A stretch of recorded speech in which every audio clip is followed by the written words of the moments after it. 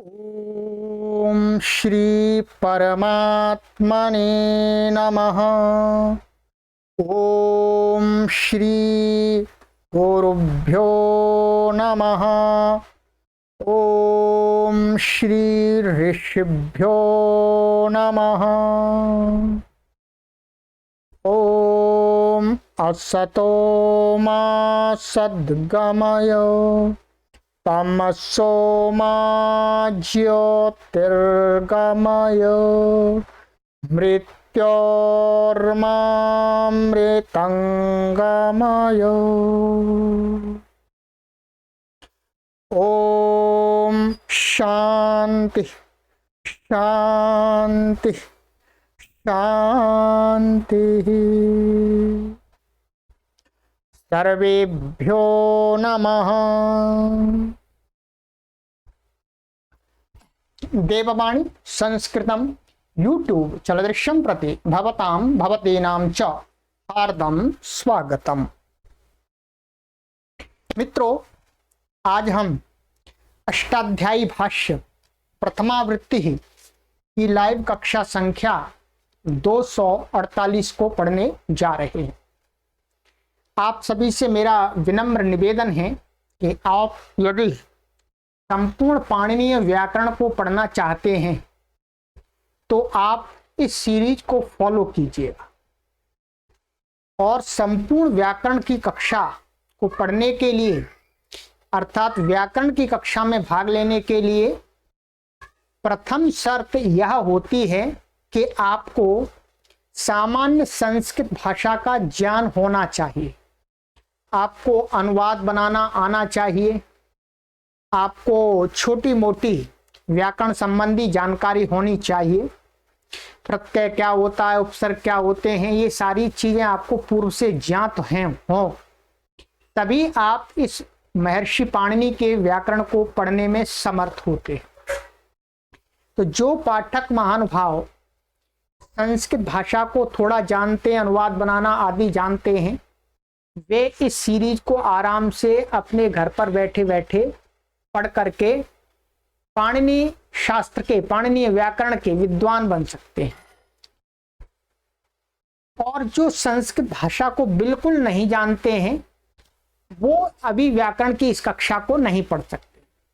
उनके लिए हमने पहले संस्कृत भाषा को सिखाने के कोर्स बना दिए हैं। आप प्लेलिस्ट में देख लीजिएगा। यदि आप बिल्कुल संस्कृत नहीं जानते हैं तो प्रारंभिक रचनानुवाद कौमुदी नाम का कोर्स बना दिया है, उसको पढ़िएगा। पहले लगभग 3 से 4 माह का वो कोर्स है, उसको कंप्लीट कीजिएगा।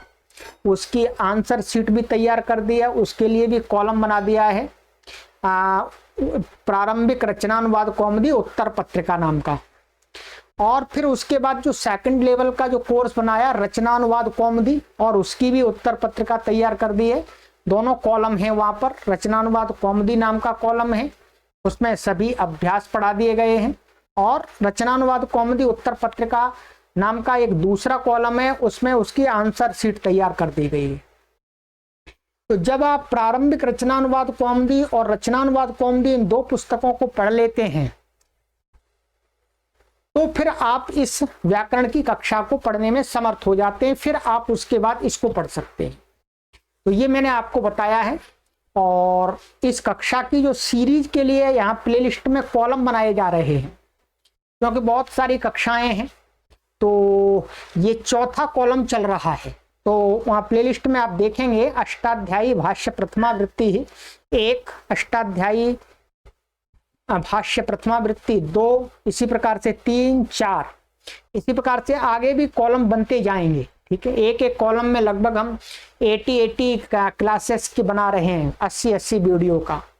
तो आप पहले सबसे पहले आप पढ़ेंगे अष्टाध्यायी भाष्य प्रथमावृत्ति 1 का कॉलम पढ़ेंगे। उसमें जो भी वीडियो उनको क्रमानुसार पढ़िएगा। ठीक है, तो वहां से पढ़ेंगे तब आपको समझ में आएगा। यदि आप थोड़ा व्याकरण भी जानते हैं, आपने लघु सिद्धांत पढ़ रखी है, तो फिर आप जहां से चाहें वहां से इस कक्षा में प्रवेश करके लाभ ले सकते हैं।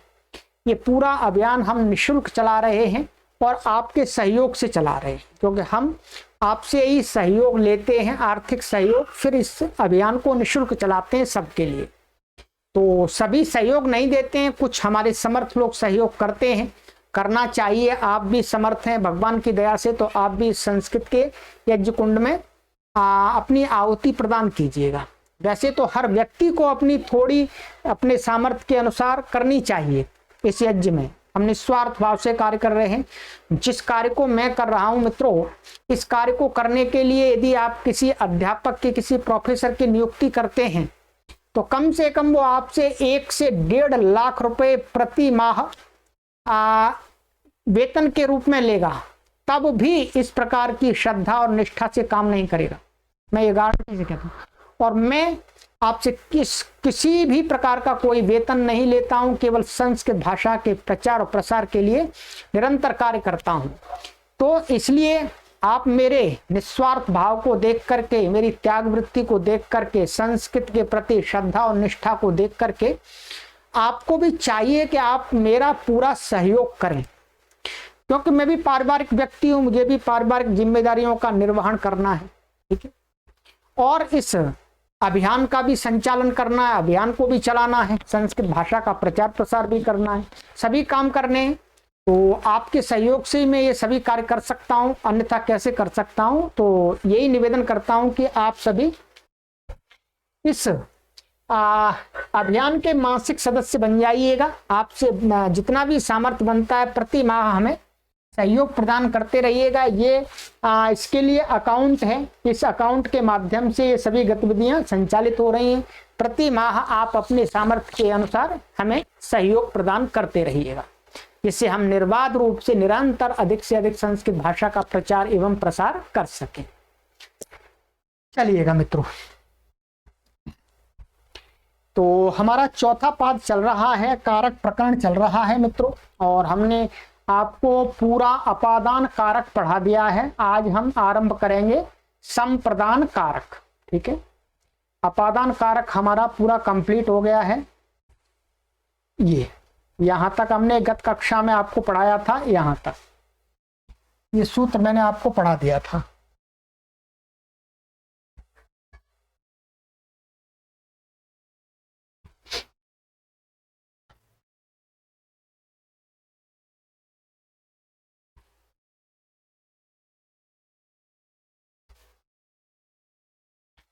भूवाह प्रभावाह यहां तक हमने पढ़ लिया था, और ये अपादान कारक का प्रकरण समाप्त हो गया।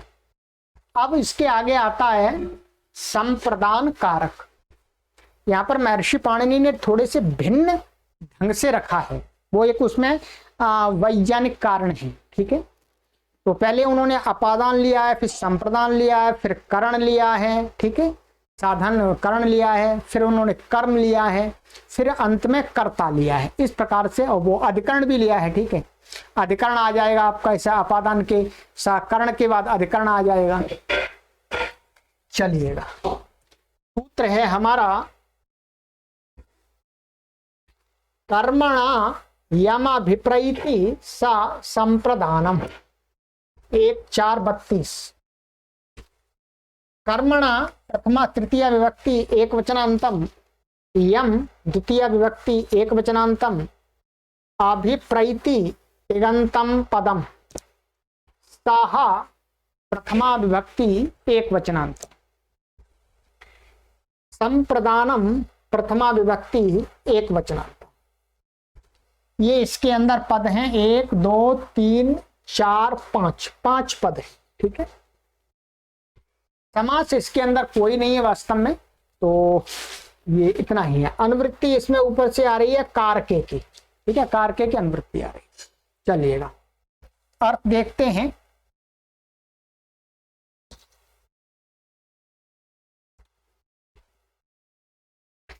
अर्थ कारणभूतेन कर्मणा यस्याभिप्रायं साधयति यमुद्दिशति तत्कारकम संप्रदान संज्ञकम भवति। ठीक है, क्या है ये? कहते हैं कि कारणभूतेन कर्मणा, यहां देखिएगा ये कर्मणा दिया है। कर्मणा माने कर्म के द्वारा, कर्म के द्वारा, कहते हैं कर्म कैसा कर्म जो अब करण को प्राप्त हो गया है। करण माने साधन को प्राप्त हो गया है। माने कोई व्यक्ति कर्म, कर्म माने वही है कर्तुरीप्सितमं कर्म, कि कर्म के द्वारा, कर्म का अर्थ है क्रिया नहीं है, ध्यान देंगे, कर्म के द्वारा जो कैसा कर्म, करण जो अब करण को प्राप्त हो गया है, माने साधन बन गया है, उसके द्वारा यस्य अभिप्रायम साधयति, जिसके साथ संबंध बनाना चाहता है। इसका आप देखेंगे यस्य अभिप्रायम साधयति, इसका अर्थ है माने कोई व्यक्ति कर्म जो कारणभूत हो गया है, अब कारण बन गया है, कारण माने साधन बन गया है, उसको उसके द्वारा जिस व्यक्ति के साथ में, यहां अभिप्रायम साधयति का अर्थ है उस जिस व्यक्ति के साथ में संबंध बनाता है, अपने को जोड़ता है, माने यम उद्दिशति, इसका अर्थ क्या है, यम उद्दिशति, यम अभिप्रैति का अर्थ बताया, यम उद्दिशति माने जिसके साथ, माने जिसको लक्षित करता है, अर्थात जिसके साथ अपने आप को जोड़ता है। तत्कारकम संप्रदान संयम भवति, तो जिसके साथ अपने आप को जोड़ता है, तो जिसके साथ जोड़ता है उसकी क्या हो जाती है, संप्रदान संज्ञा। अभी आपको ये थोड़ा सा घुमा फिरने वाला जो ये है, ठीक है। यहां उदाहरण दिया है उपाध्यायाय गाम ददाति, माणवकाय भिक्षाम ददाति, दो उदाहरण दिए। देखिएगा, अब यहां पर इस बात को हमें घटाना है। क्या घटाना है कि इस सूत्र में ये कहा इस अर्थ में कि कर्मणा, कर्मणा पहले हमको ये जानना होगा कि किसका कर्म, क्या किस धातु किस क्रिया का कर्म है। तो यहां पर उत्तर निकल के आता है कि दान क्रिया का, क्या दान क्रिया का जो कर्म, ध्यान दीजिएगा, दान क्रिया का जो कर्म है उस कर्म, वह कर्म कैसा बन जाए, अभिप्रैति, अभिप्रैति माने अभिपूर्वक प्रपूर्वक, इन धातु से, इन धातु का वो क्या बन जाए, कारण, कारण बन जाए, ऐसा है। दान क्रिया का जो कर्म, अब वही कर्म अभिप्रैति धातु के प्रति करण बन जाता, बन गया है। तो उस करणभूत कर्म के द्वारा कोई व्यक्ति जिससे अपने आप को अभिप्रैति माने संबध्नाति माने जोड़ता है, तो जिसके साथ अपने आप को जोड़ता है, जिसके साथ जोड़ता है उसकी क्या हो जाती है, संप्रदान संज्ञा। अब आपको देखना है क्या, उपाध्यायाय गाम ददाति, तो यहां पर क्या है, ददाति क्रिया का ये क्या है, कर्म है, क्या है, कर्म है। तो कहते हैं कि जो कोई व्यक्ति अपने गुरुजी को गाय देता है, क्या है, गुरुजी को गाय देता है, तो वो गाय के द्वारा, गाय को दे रहा है, दान के प्रति ये गाय क्या क्रिया, परंतु वो क्यों दे रहा है, इसलिए दे रहा है कि मेरा गुरुजी से निरंतर संबंध बना रहे, अपने आप को गुरुजी से जोड़ना चाहता है। कभी गुरुजी से गाइडेंस ले ले, मार्गदर्शन ले ले, जाकर के गुरुजी उसको मार्गदर्शन दे दें ठीक है, ठीक है। तो इसलिए गुरुजी को वो गाय देता है। ठीक है, तो क्या है यहां ये आपको समझना है कि दान क्रिया के प्रति तो गाम क्या है, गाम क्या है, कर्म है। परंतु जब इसका एक दूसरा अर्थ निकल के आता है कि वो गाय क्यों दे रहा है, तो कहते हैं गाय वो इसलिए दे रहा है कि अपने आप को गुरुजी के साथ में संबंध बनाना चाहता। अभिप्रैति माने संबंधनाती माने जोड़ता है। तो अपने आप को जो गुरुजी के साथ जोड़ने की क्रिया में, जोड़ने की क्रिया में यही क्या है, यही गाम क्या है, करण बन जाता है, साधन बन जाता है। तो इसलिए कहा कि अभिप्रैति क्रिया के प्रति जो दान क्रिया का कर्म है वो करणभूत बन रहा हो। तो ऐसे कर्म के द्वारा जिसके साथ में संबंध बनाया जा रहा है तो उसकी क्या हो जाती है, संप्रदान संज्ञा। बस इतना अर्थ समझना है। अभिप्रैति का अर्थ है यहां पर संबंध बनाना, जोड़ना। इस बात को आप ध्यान से रखें। करणभूत मैंने आपको समझा दिया। तो यहां पर उपाध्याय गाम ददाती माने गाय के द्वारा गुरुजी से अपने आप को जोड़ता है। तो इसलिए वो कहता है कि गुरु उपाध्याय गाम ददाती, वह व्यक्ति उपाध्याय को गाय देता है। तो ददाती क्रिया के प्रति ये कर्म है और इसके प्रति ये क्या हो गया, संप्रदान हो गया, संप्रदान हो गया। तो अपादा संप्रदाने चतुर्थी संप्रदाने से चतुर्थी विभक्ति हो गई है।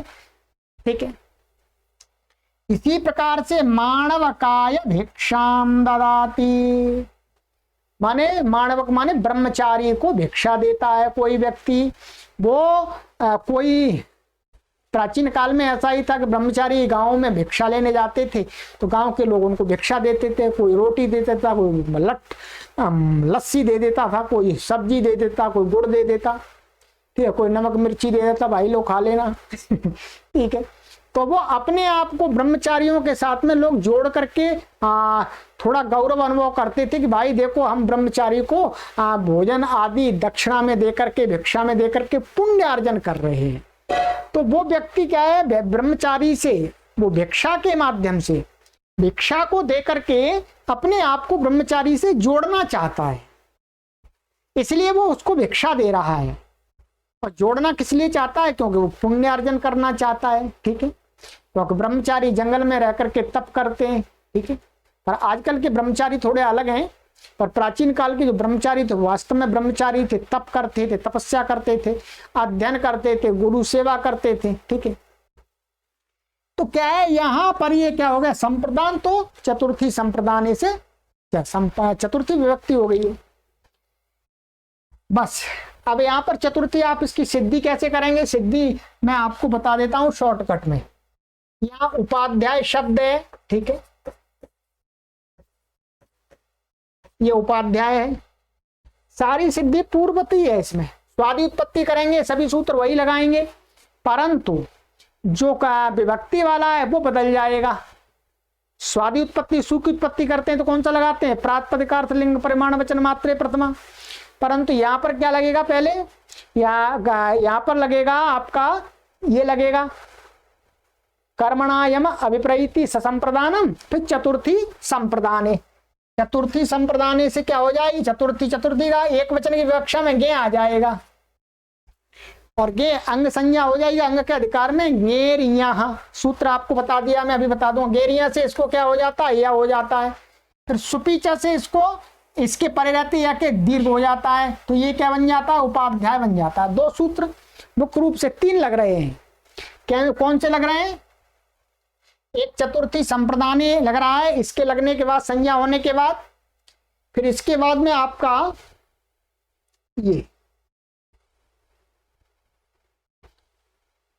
ये सूत्र है गेनिया अकारांतात अंगात उत्तरस्य गे इत्यस्य स्थाने या इत्ययमादेशो भवति। या आदेश हो गया ह्रस्वकारांत अंग से उत्तर। फिर इसको लगने के बाद क्या हो जाता है, ये हो जाता है सुपीचा। अर्थात अकारांतस्य अंगस्य दीर्घो भवति आदौ सुपी परता, माने य के परे रहते दीर्घ हो जाता है, ऐसे वृक्षाय, ऐसे उपाध्याय बन गया। ये 2-3 सूत्र इसमें अधिक लगे बस, और सिद्धि में कुछ विशेष नहीं है। चलिएगा आगे आइएगा, ये सूत्र आपका कंप्लीट हो गया।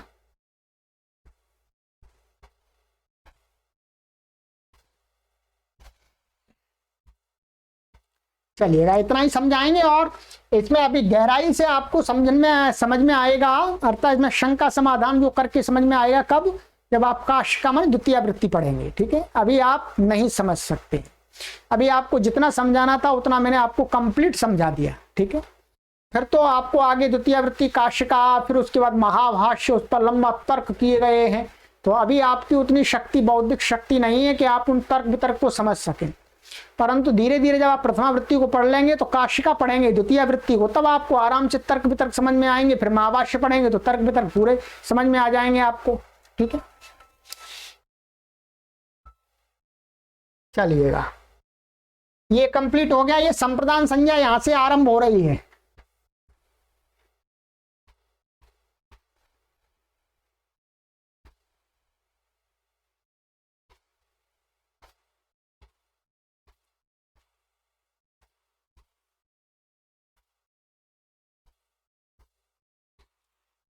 रुच्यर्थानां प्रीयमाणः,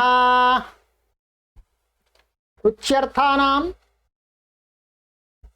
षष्ठी विभक्ति बहुवचनांतम, प्रीयमाणः प्रथमा विभक्ति एकवचनांतम, समासः। रुचिरर्थो येषां ते रुच्यर्थाः तेषां रुच्यर्थानां बहुव्रीहि समासः। माने रुचि अर्थ है जिसका, क्या रुचि अर्थ है जिन धातुओं का, वे सभी धातु क्या हो जाएंगी, रुच्यर्था, रुचि के अर्थ वाले। तो बहुव्रीहि समास हो गया। अनुवृत्ति, संप्रदानम और कारके की अनुवृत्ति आ रही है।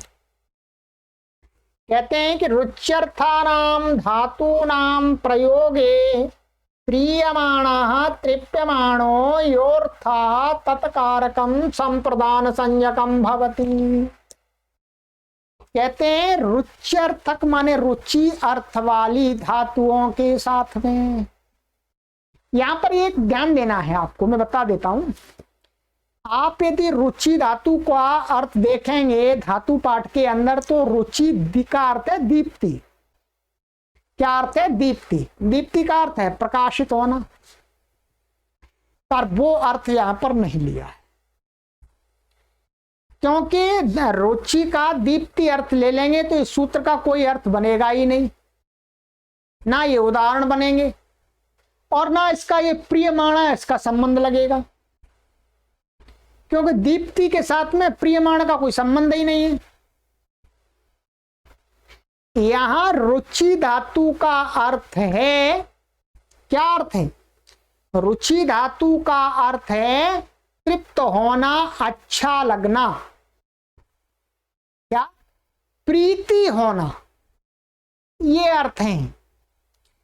ये अर्थ कहां से आए, इसी प्रकार के सूत्रों से और धातु पाठ के अंदर पढ़े गए सूत्रों से ज्ञात होता है कि अनेकार्थाः धातवः, माने धातु पाठ के अंदर जो धातुएं पढ़ी हैं, जिस अर्थ में पढ़ी हैं, केवल उन्हीं अर्थों में वो धातु प्रयोग नहीं होती हैं।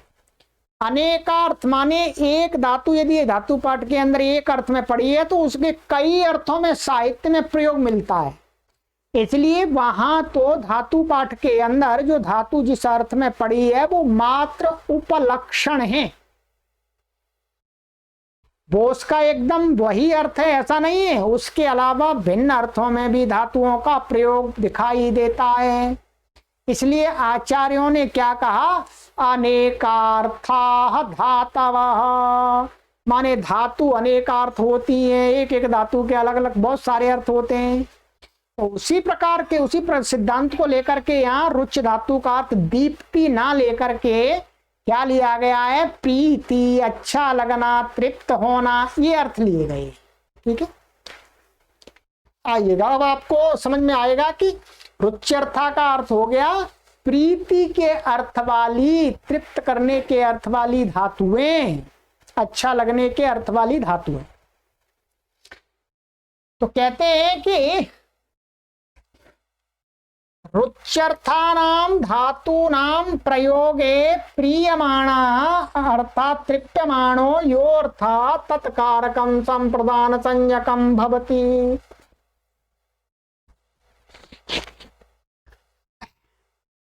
कहते हैं रुच्य धातु के अर्थ वाली, अच्छा लगने के अर्थ वाली जो धातुएं हैं, उनका जब वाक्य के अंदर प्रयोग करेंगे तब उस प्रयोग होने में उस वाक्य के अंदर जो प्रीयमाण माने तृप्यमाण, जो तृप्त होने वाला कारक है, माने जो क्रिया के द्वारा तृप्त हो रहा है, तृप्त हो रहा है अर्थात जिसको अच्छा लग रहा है, जिसको प्रीति हो रही है, उसके क्या यो अर्थात जो अर्थ माने जो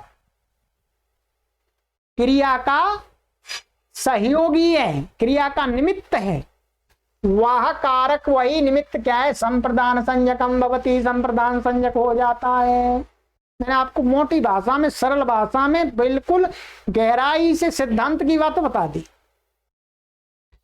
उदाहरण देखिएगा, देवदत्ताय रोचते मोदकः यज्ञदत्ताय स्वदते पूपः। इसका अर्थ क्या है? देवदत्त को लड्डू अच्छा लगता है। अब देखिएगा, रोचते का अर्थ है यहां पर अच्छा लगना, अच्छा लगना माने अच्छा लगता है तो आदमी तृप्त होता है। तो इस क्रिया के द्वारा ये देवदत्त क्या है? तृप्यमान है। तृप्यमान प्रियमान माने तृप्यमान, देवदत्त को तृप्त किया जा रहा है। किसके द्वारा? मोदक के द्वारा। मोदक देवदत्त की तृप्ति को कर रहा है, अर्थात देवदत्त के चित्त को तृप्त कर रहा है, यह अर्थ है इसका। ठीक है, तो इसलिए क्या है? देवदत्त तृप्त हो रहा है, तृप्यमान है, तो इसका क्या हो गई? संप्रदान संज्ञा और चतुर्थी संप्रदान, ऐसे चतुर्थी विभक्ति हो गई संप्रदान में। पूर्व सिद्धि कर लीजिएगा, देवदत्त आया। और ये मोदक है, ये करता है वास्तव में, ये ध्यान देंगे। मोदक करता है, यहां अर्थ निकलेगा कि मोटा हिंदी में तो हम ये अर्थ कर देते हैं कि लड्डू, वो देवदत्त को लड्डू अच्छा लगता है, परंतु वास्तव में इसका अर्थ है कि लड्डू देवदत्त को तृप्त कर रहा है। देवदत्त को अर्थात देवदत्त के अंदर स्थित चित्त को तृप्त कर रहा है, ये अर्थ होता है। तो उस दृष्टि से मोदक क्या बन जाता है? कर्ता बन जाता है। ठीक है, ये आपको हमने रचनानुवाद कौमुदी में खूब पढ़ाया, परंतु अब उसकी गहराई को आपको आराम से समझ आ दिया। यज्ञदत्ताय स्वदते अपूपः, यज्ञदत्त को पुआ अच्छा लगता है, अर्थात यज्ञदत्त के अंदर स्थित चित्त को जो पुआ है वो तृप्त करता है, संतुष्ट करता है। तो यज्ञदत्त की यहां पर क्या हो गई? संप्रदान संज्ञा। और अपूपः ये कर्ता हो गया, इसमें प्रथमा हो गई। चलिए, ये हो गया आपका क्लियर। आगे आ जाइएगा।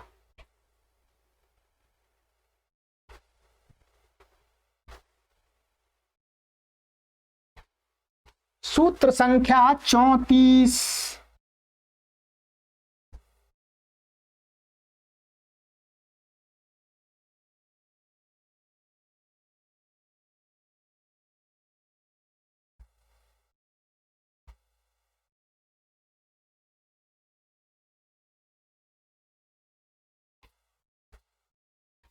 श्लाघ नुंस्था शपाम जीप्स्यमानः।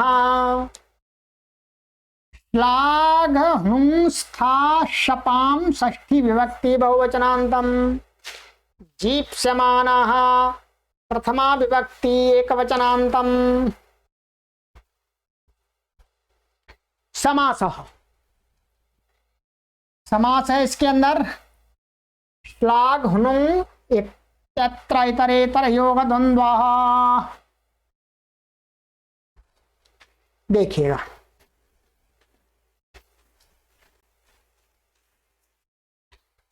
इसमें कह दिया अब इतर योग करना है। कैसे करना है? श्लाघश्चा हुनुंचा स्थाश्चा शपचा श्लाघ हुनुं स्था शपः तेषाम श्लाघ हुनुं स्था शपाम। ये विग्रह करके मैंने आपको दिखा दिया। अनुवृत्ति आ रही है इसमें संप्रदानम की और ऊपर से कारके की अनुवृत्ति आ रही है। श्लाघ हुनुं था शप इत्येतेषां धातूनां प्रयोगे जीप्स्यमानः अर्थात ज्ञापयितुम् इष्यमाणः यो अर्थः तत्कारकं संप्रदान संज्ञं भवति। कहते हैं कि श्लाघ और हुनुं और स्था और शप, इन धातुओं के प्रयोग होने पर वाक्य में, कहते हैं इन धातुओं का प्रयोग करेंगे, इन धातुओं के अर्थ से क्या करें कि यदि क्या हो रहा हो कि जिसकी प्रशंसा की जा रही है, श्लाघ माने प्रशंसा करना, ठीक है, ये आगे धातु हैं, तो अर्थात इन धातुओं का के द्वारा जिसकी प्रशंसा आदि की जा रही है वो उसकी प्रशंसा उसको दिखाने के लिए की जा रही है कि देखो भाई मैं तुम्हारा प्रशंसक हूं, मैं तुम्हारा प्रशंसक हूं, उसको बताने के लिए उसके सामने प्रशंसा की जा रही है कि वो समझ जाए कि हाँ मैं इसका प्रशंसक हूं। तो ऐसा हो तब जिसकी प्रशंसा जिसको बताने के लिए की जा रही है तो वाक्य में उसकी उस निमित्त क्रिया के निमित्त की क्या हो जाती है? संप्रदान संज्ञा। तो वही है जीप से माना का अर्थ है ज्ञापयितुम् इष्यमाणः, माने जिसको जताने की इच्छा से, इसको जताए जाने, वही देखो समझो मैं तुम्हारा प्रशंसक हूं। तो कहते हैं उदाहरण में देवदत्ताय श्लाघते, देवदत्ताय हनुते, देवदत्ताय तिष्ठते, देवदत्ताय शपते। इसका अर्थ देख लीजिएगा फिर और समझ में आएगा। देखिएगा,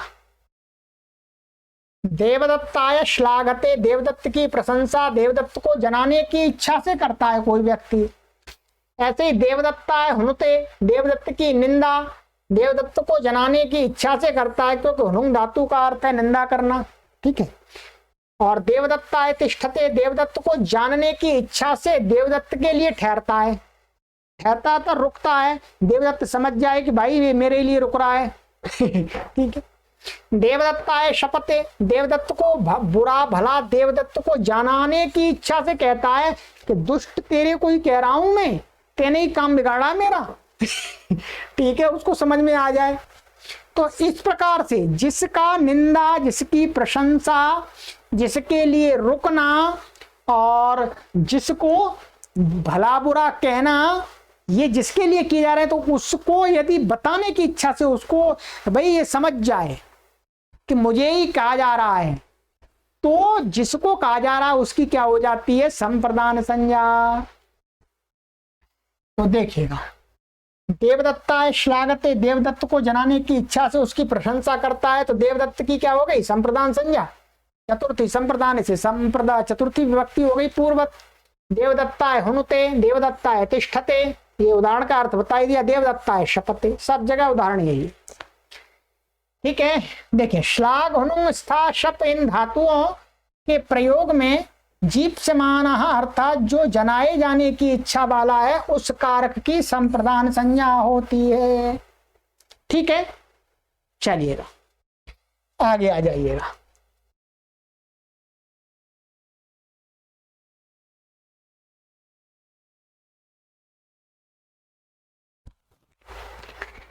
धारे रुत्तमर्णः, धारे षष्ठी विभक्ति एक वचनांतम, उत्तमर्णः प्रथमा विभक्ति एक वचनांतम समासः। उत्तमं ऋणं यस्य स उत्तमर्णः बहुव्रीहि समासः। उत्तमर्णः का अर्थ होता है जो ऋण देने वाला, माने उत्तमम ऋणम यस्य, माने इसका वास्तव में कि जो उत्तम ऋण है, वास्तव में इसको अर्थ ऐसे निकल कर आता है कि ऋण देने में जो हेतु निमित्त मात्र जो ऋण देने वाला है उसको बोलते हैं उत्तमार्णः। ठीक है, तो उत्तमम ऋणम माने उत्तम ऋण है जिस व्यक्ति का अर्थात दिया गया ऋण है जिसका, तो वो हो गया उत्तमार्णः। अनुवृत्ति इसमें आती है संप्रदानम कारके की। अर्थ धारयते धातोः प्रयोगे उत्तमार्णः अर्थात ऋणदाता यस्तत्कारकं संप्रदान संज्ञकं भवति। कहते हैं धारयते ही, धारयति ध्री धातु क्या है, ऋयंत, ऋयंत लिया यहाँ पर क्योंकि यहाँ धारी लिया है, धारी। तो कहते हैं धारयति धातु के प्रयोग में जो वाक्य में ऋण देने वाला है, ऋण देने वाला है उसकी क्या हो जाती है, संप्रदान संज्ञा। जैसे देव उदाहरण में देवदत्ताय शतम धारयति यज्ञदत्ता, अर्थात जो यज्ञदत्त है उसने देवदत्त के 100 रुपये उधार लिए हैं, अर्थात देवदत्त ने यज्ञदत्त को 100 रुपये उधार दिए हैं। ऋण देने वाला कौन है, देवदत्त। ऋण लेने वाला कौन है, यज्ञदत्त। ठीक है, ऋण लेने वाला होता है अधमार्णः और ऋण देने वाला होता है उत्तमार्णः। तो जो उत्तमार्णः होता है उसकी संप्रदान संज्ञा हो जाती है धारी धातु के साथ केवल। तो ये चतुर्थी हो गई, देवदत्ता है संप्रदान संज्ञा, चतुर्थी संप्रदान है, पूर्व सिद्धि है। चलिएगा, ये लिखा है धारी ऋयंत ध्री धातु के प्रयोग में उत्तमर्ण अर्थात ऋण देने वाला जो कारक उसकी संप्रदान संज्ञा होती है। देवदत्ता शतम धारयति यज्ञदत्ता, यज्ञदत्त ने देवदत्त के 100 रुपये देने हैं, अर्थात उसने देवदत्त ने दिए इसलिए तो देने। उदाहरण में देवदत्त ऋण देने वाला है सो उसकी संप्रदान संज्ञा हुई और चतुर्थी संप्रदान से चतुर्थी विभक्ति हो गई। चलिए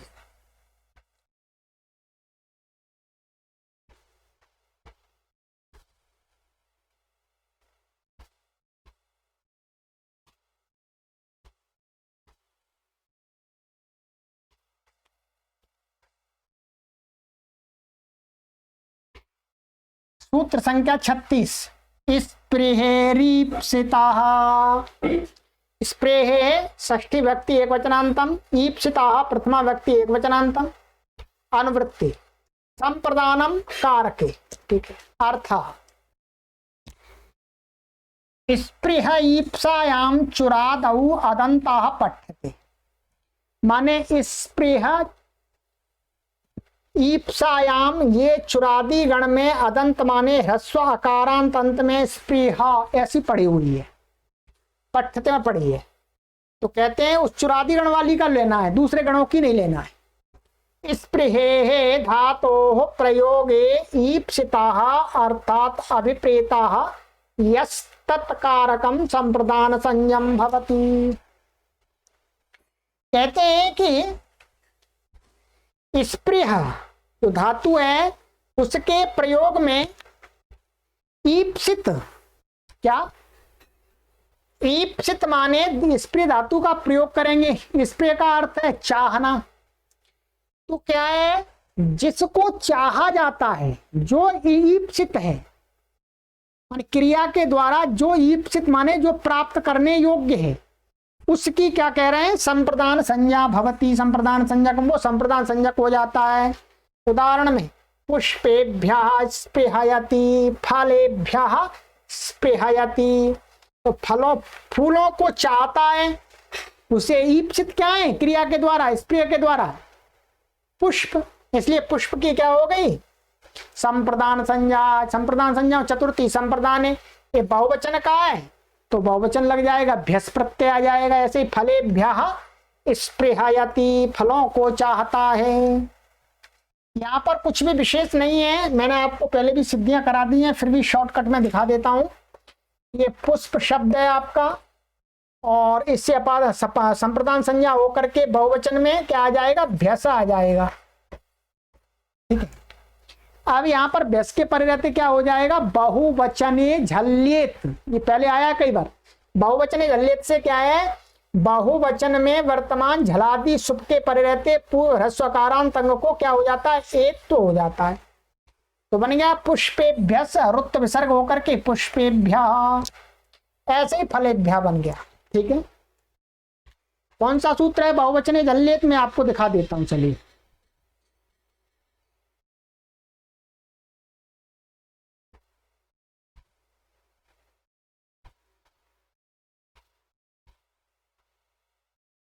चलिए बहुवचने झल्लेत सूत्र की यहाँ पीडीएफ नहीं है, तो पहले मैंने आपको बता दिया 7वें अध्याय में जो ये सूत्र है सुपीचा, इस सुपीचा के नीचे ही सूत्र है सुपीचा बहुवचने झल्लेत, इसके नीचे सूत्र है 102, वो 133वां सूत्र है। ठीक है, तो उससे एक तो हो जाता है।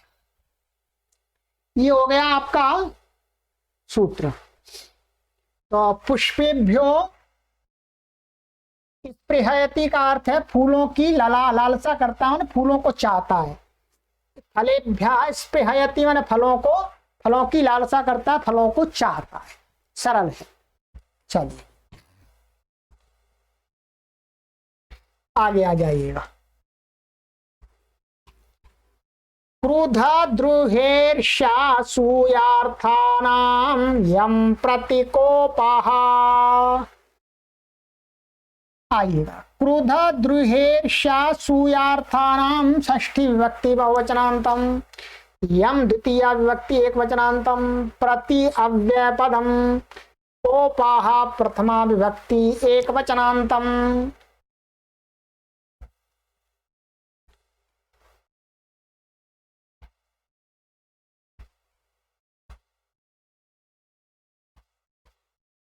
समासः क्रुधश्च द्रुहश्च ईर्ष्यश्च असूयश्च क्रोध द्रुहेर्षासूयाः, क्रोध द्रुहेर्षासूयाः अर्थाः येषां ते क्रोध द्रुहेर्षासूयार्थाः, तेषां क्रोध द्रुहेर्षासूयार्थानाम्। तो द्वंद्व गर्भो बहुब्री, पहले यहाँ पर ये द्वंद्व समास हो गया है, फिर बाद में यहाँ पर अर्थ के साथ में बहुब्री समास हो गया, दो समास हो गए। ठीक है, इसका अर्थ क्या हुआ, क्रुद्ध धातु, द्रुह धातु, ईर्ष्य और असूय और ये धातुएं और इनके पर्यायवाची जो धातुएं हैं वो सभी धातु आ जाएंगे। ठीक है, आइएगा अर्थ देखते हैं। अर्थ क्रोधार्थानां द्रुहार्थानां ईर्ष्यार्थानां असूयार्थानां च धातूनां प्रयोगे यम प्रतिकोपस्तत्कारकं संप्रदान संज्ञकं भवति। ठीक है, क्या कह रहे हैं, कह रहे हैं कि क्रोधार्थानां माने क्रुद्ध की पार्थ वाली और भी दूसरी धातु और क्रुद्ध धातु भी, ऐसे ही द्रोहार्थानां द्रोह अर्थ वाली धातुएं द्रोह, ईर्ष्यार्थानां ईर्ष्या अर्थ वाली धातुएं, असूया माने दोष निकालने के अर्थ वाली धातुएं, इन सभी धातुओं के प्रयोग में माने प्रयोग होने पर वाक्य में यम प्रतिकोपः, जिसके प्रति कोप, कोप का अर्थ है गुस्सा। ये ध्यान दीजिएगा, जब आपका चित्त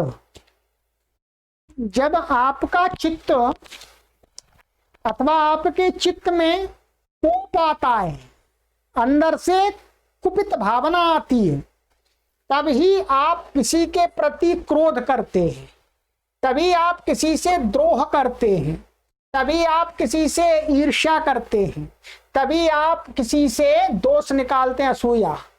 जब आपके चित्त में कोप की भावना आती है, कोप का संस्कार जागृत होता है, ठीक है, आपका चित्त कुपित होता है, तब जाकर के ये सारी चीजें बाह्य रूप में प्रकट होती हैं। ऐसा कह सकते हैं कि चित्त के कुपित होने का जो बाह्य रूप है वो इन रूपों में प्रकट होता है, क्रोध में, द्रोह में, ईर्ष्या में और असूया में, माने दोष निकालने की वृत्ति में। इन चार प्रकार की वृत्तियों में आपका कुपित चित्त बाहर प्रकट होता है।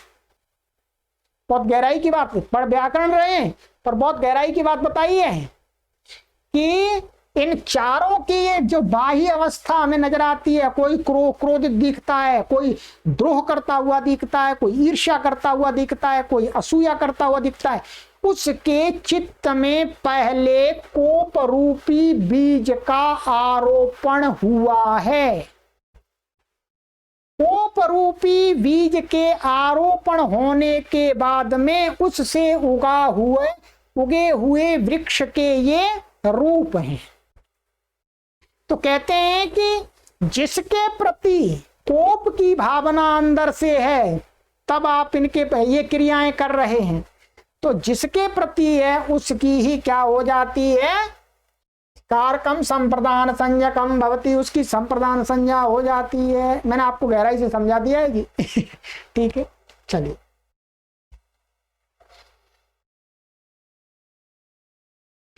उदाहरण, देवदत्ताय क्रुध्यति, देवदत्त से क्रोध करता, इसका हिंदी में अर्थ ऐसा होगा देवदत्त से क्रोध करता है, ठीक है, पर ये क्या है, क्रोध है।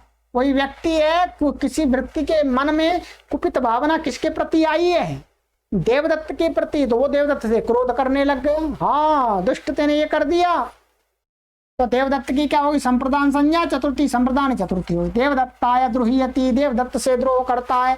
देवदत्ताय ईर्ष्यति, देवदत्त से ईर्ष्या करता है। देवदत्ताय सूयति, देवदत्त में दोष निकालता है। अरे तू ऐसा है, तू ऐसा है, तू ऐसा है, तू ऐसा है, तू निकम्मा है, निठल्ला है। ठीक है, चलिएगा, ये मैंने आपको गहरी बात बता दी। ठीक है, चलिए आगे आइएगा, सूत्र 38।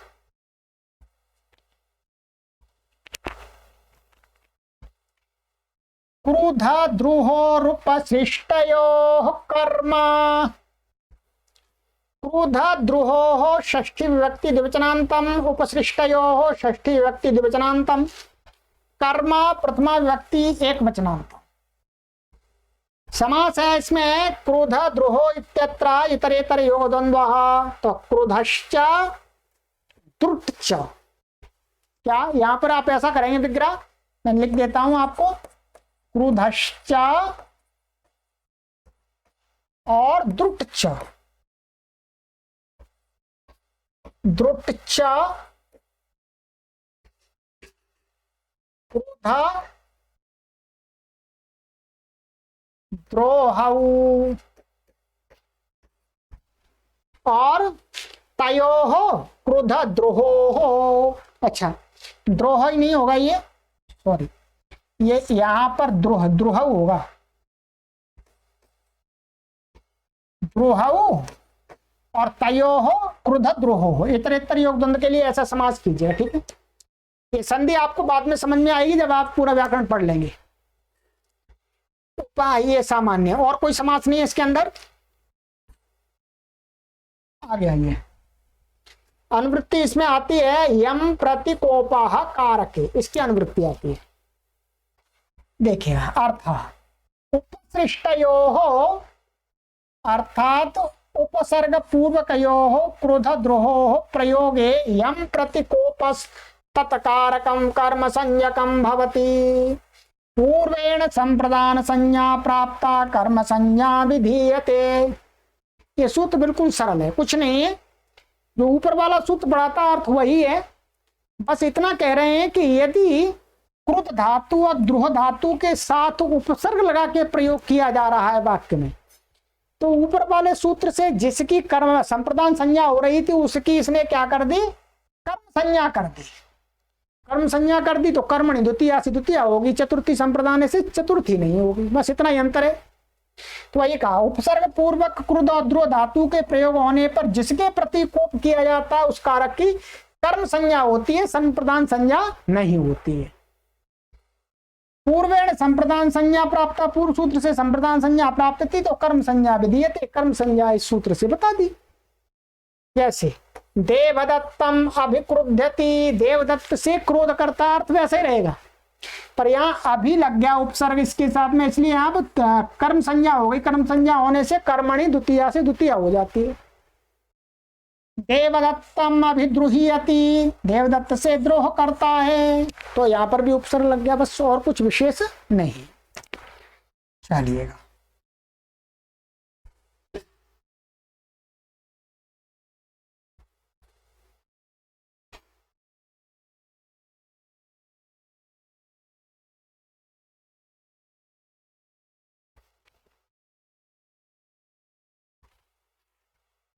राधीक्ष्योर्यस्य विप्रश्नः, राधीक्ष्योः षष्ठी विभक्ति द्विवचनान्तम, यस्य षष्ठी विभक्ति एकवचनान्तम, विप्रश्नः प्रथमा विभक्ति एकवचनान्तम। समासः राधिश्च ईक्षिश्च राधीक्षी तयोः राधीक्ष्योः इतरेतर योग द्वंद्वः। इतरेतर योग द्वंद्व समास हुआ है। राधि धातु है, राध और ईक्ष धातु, दो धातुएं हैं, ठीक है। अनुवृत्ति इसमें आ रही है संप्रदानम और कारके की अनुवृत्ति आ रही है। अर्थः राधीक्ष्योः धात्वोः प्रयोगे यस्य विप्रश्नाः, विप्रश्नाः अर्थात विविधः प्रश्नः क्रियते तत्कारकं संप्रदान संज्ञकं भवति। कहते हैं कि राध और ईक्ष धातु के प्रयोग होने पर वाक्य में जिसके विषय में विप्रश्न माने विविध प्रश्न भी किए जा रहे हों, माने राध धातु क्रिया के द्वारा अथवा ईक्ष धातु क्रिया के द्वारा वाक्य के अंदर जिसके विषय में भिन्न भिन्न प्रकार के प्रश्न किए जा रहे हैं, शंकाएं उठाई जा रही हैं, तो उस कारक की क्या हो जाती है? संप्रदान संज्ञा। जैसे उदाहरण में देवदत्ताय राध्यति, देवदत्ताय ईक्षते। तो यहां देवदत्ताय राध्यति का अर्थ है देवदत्त के विषय में प्रश्न पूछे जाने पर उसके भाग्य का पर्यालोचन करता है। तो देवदत्त के विषय में राध्यति का अर्थ है देवदत्त के विषय में भिन्न भिन्न प्रकार के प्रश्न पूछे जा रहे हैं, फिर उनका पर्यालोचन माने उसके भाग्य का निरीक्षण करता है, इसके भाग्य में क्या लिखा है। तो देवदत्त की क्या हो गई यहाँ पर? संप्रदान संज्ञा। इसी प्रकार से दोनों का अर्थ एक ही है, देवदत्ता ईक्षते का भी यही अर्थ है पूरा, ठीक है। ये आपको इस प्रकार के उदाहरण साहित्य के अंदर मिलेंगे, तब आपको राध्यति और ईक्षते का इसी प्रकार का अर्थ आपको लगाना होगा। कब लगा सकेंगे? आप जब इस सूत्र को जानते हैं तब। तो संप्रदान संज्ञा होने चतुर्थी, संप्रदान से सम चतुर्थी हो गई है, ठीक है। चलिएगा आगे आ जाइएगा।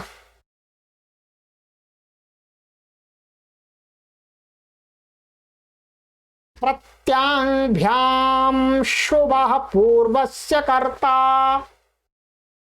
1-4-40। प्रत्यांभ्याम पंचमी विभक्ति द्विवचनान्तम, शुभः षष्ठी विभक्ति एकवचनान्तम, पूर्वस्य षष्ठी विभक्ति एकवचनान्तम, कर्ता प्रथमा विभक्ति एकवचनान्तम, ठीक है। समासः प्रत्यांभ्याम इत्यत्र इतरेतर योग द्वंद्वः, माने प्रतिश्च आंग च प्रत्यांगौ और ताभ्याम प्रत्यांभ्याम, ये द्वंद्व समास हो गया। अनुवृत्ति इसमें आती है संप्रदानम, कारके की अनुवृत्ति आ रही है, ठीक है। अर्थः प्रति आंग इत्येवं पूर्वस्य शृणोतेः धातोः प्रयोगे पूर्वस्य कर्ता यस्तत्कारकं संप्रदान संयम भवति। बहुत सरल है। यहाँ आपको ये देखना है, कहते हैं प्रति और आंग इन उपसर्ग के पूर्वक, माने प्रतिपूर्वक अथवा आंग पूर्वक कौन सी धातु? श्रु धातु। श्रृणोत में श्रु धातु है। धातु का प्रयोग होने पर क्या है? पूर्वस्य कर्ता। ये पूर्वस्य कर्ता कैसे समझना है? अभी पूर्व की क्रिया का जो कर्ता, उस कर्ता की ही क्या हो जाती है? संप्रदान संज्ञा हो जाती है। देखिएगा यहां पर क्या है, ये प्रतिपूर्वक और आंग पूर्वक शु धातु का अर्थ है प्रतिज्ञा करना। क्या करना है? प्रतिज्ञा करना। ध्यान दीजिएगा, कोई व्यक्ति किसी चीज को देने की प्रतिज्ञा कब करता है? मानिएगा मैं आपको विद्या देने की प्रतिज्ञा करता हूं कि मैं आपको जरूर पढ़ाऊंगा। कब ये प्रतिज्ञा कर रहा हूं? जब आपने मुझको कहा है कि आचार्य जी मुझे पढ़ा दीजिए। ध्यान दीजिए, आपने कहा कि आचार्य जी मुझे पढ़ा दीजिएगा, तो मैंने देखा आप तो बहुत अच्छे व्यक्ति हैं, श्रेष्ठ व्यक्ति हैं, पढ़ने लायक हैं, योग्य हैं, तो मैं प्रतिज्ञा कर रहा हूं कि मैं आपको अवश्य पढ़ाऊंगा। तो प्रतिज्ञा हमेशा कब की जाती है? कि कोई पहले निवेदन रूपी क्रिया करता है। तो यहां पर पूर्वस्य कर्ता का अर्थ है कि पूर्व निवेदन रूपी क्रिया का जो कर्ता है, वह कर्ता जो दूसरा व्यक्ति जिससे निवेदन किया है, वह व्यक्ति जब प्रतिज्ञा करता है तो उसकी प्रतिज्ञा रूपी क्रिया के प्रति जो पूर्व में निवेदन रूपी कर्ता क्रिया का करने वाला जो करता है, उसकी क्या हो जाती है? बोलो, संप्रदान संज्ञा। देखिएगा, वही कहा जैसे यज्ञदत्ता देवदत्ताय गाम प्रतिष्णोति। यज्ञदत्त देवदत्त को गाय देने के लिए प्रतिज्ञा करता है। पहले क्या हुआ? देवदत्त ने यज्ञदत्त से गाय मांगी, भैया गाय दे दो थोड़ी सी, हमारे भी बालक दूध पी लेंगे थोड़े वो भी बुद्धिमान हो जाएंगे। तो देवदत्त जो यज्ञदत्त था, उसमें भला मानस था, तो उसने कहा ठीक है भाई ले जाओ, तुम भी अपने बच्चों को दूध पिलाओ, मैं प्रतिज्ञा करता हूं तुमको गाय दे दूंगा। तो पहले मांगने रूपी क्रिया का कर्ता कौन था? देवदत्त। तब यज्ञदत्त ने प्रतिज्ञा की, तो इस प्रतिष्णोति प्रतिज्ञा के प्रति ये क्या हो गया? संप्रदान। तो चतुर्थी संप्रदान, इसे सर तो संप्रदान चतुर्थी व्यक्ति हो गई। इसी प्रकार से देवदत्ताय गामाश्नोति, देवदत्त को देने की गाय देने की प्रतिज्ञा करता है। अब आपको पूरा समझ में आ गया होगा। यहां पर गुरुजी ने एकदम स्पष्ट लिख दिया है, कोई परेशानी नहीं होनी चाहिए आपको। देखिएगा, यज्ञदत्ता देवदत्ता है गाम प्रतिष्णोति का अर्थ है यज्ञदत्त देवदत्त को गौ देने की प्रतिज्ञा करता है। यही अर्थ इस उदाहरण का भी है, आश्नोति। उदाहरणों में पहले देवदत्त गौ मांगता है, अर्थात देवदत्त मांगना क्रिया का करता है। पश्चात देवदत्त को गौ देने की प्रतिज्ञा करता है यज्ञदत्त। तो देवदत्त पूर्व क्रिया का करता, निवेदन मांगना रूपी क्रिया का करता होने से संप्रदान संज्ञा हो गई। यही बात मैंने बताई थी आपको मोटी मोटी भाषा में। चलिए, ये हो गया। अब कारक संज्ञा का आज मैंने पूरा ही पढ़ा दिया, आपको संप्रदान कारक पूरा ही पढ़ा दिया। एक सूत्र और है, इसको और पढ़ लेते हैं, ठीक है? अच्छा हो गया। अब तो ऐसे ही चलना चाहिए पाठ, कोई सरल है इसमें क्या है? आपको क्या याद करना है? समझना है सूत्रों को। चलिए, कहते हैं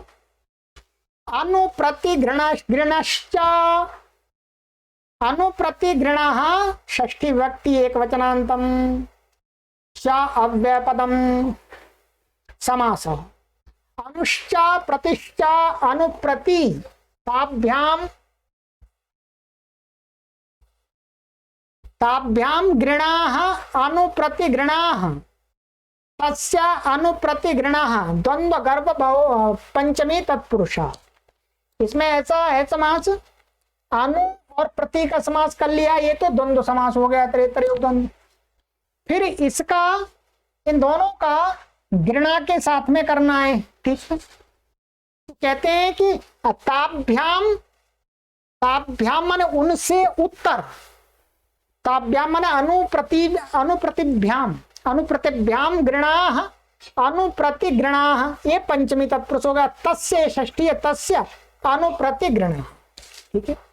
ये क्या है? ग्री धातु है, उसको श्ना, ये क्रियादिगण की है, तो श्ना विकर्ण सहित का यहाँ पर उल्लेख किया है महर्षि पाणिनि ने।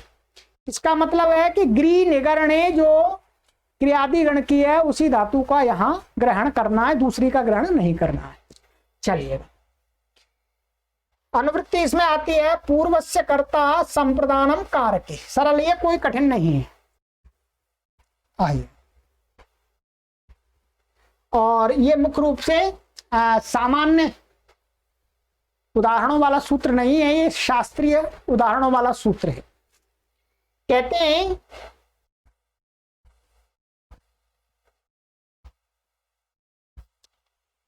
अर्थ अनुपूर्वस्य प्रतिपूर्वस्य च गृणातेर धातोः प्रयोगे पूर्वस्य कर्ता यस्तत्कारकं संप्रदान संज्ञकं भवति। अनुपूर्वक अथवा प्रतिपूर्वक जो गृह धातु है उसके प्रयोग होने पर उसमें जो पूर्व वाला करता है पहले की तरह ही उसकी क्या हो जाती है, संप्रदान संज्ञा हो जाती है।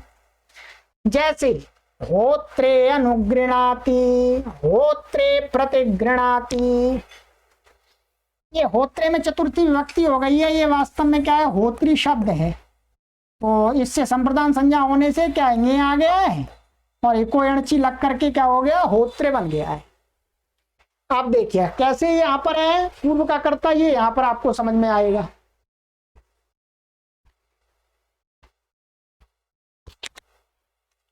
उदाहरण, होत्रेनु गृणाति, होता को प्रोत्साहित करने के लिए अध्वर्यु मंत्र बोलता है, यज्ञ संबंधी है।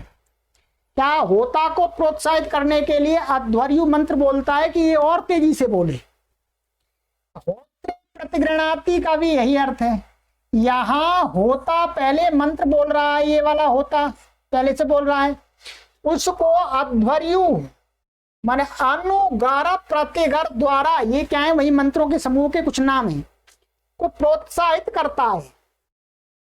तो क्या है, अध्वर्यु यहां पर बाद वाला, बाद में उसको प्रोत्साहित करता है। तो पूर्व की क्रिया का जो कर्ता कौन है, होता। तो होता की संप्रदान संज्ञा हो गई अनुगृणाति के द्वारा। तो बस सामान्य है, इसमें कुछ भी विशेष नहीं। सो होता पहले मंत्र बोलने की क्रिया का कर्ता है, अतः पूर्व क्रिया का कर्ता होने से उसकी संप्रदान संज्ञा होगी। ये आपका पूरा संप्रदान संज्ञा का प्रकरण आज की एक कक्षा में मैंने पूर्ण कर दिया। ठीक है, आगे की कक्षा में आएगा आपका कर्ण संज्ञा का। ठीक, हमारे 41 सूत्र हो गए हैं। आज की कक्षा में लगभग हमने पूरे 10 सूत्र पढ़े।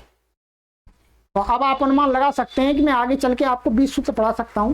चलिए कोई नहीं, जितने पढ़ेंगे उतना पढ़ेंगे। चलिएगा मित्रों, मेरे परिश्रम का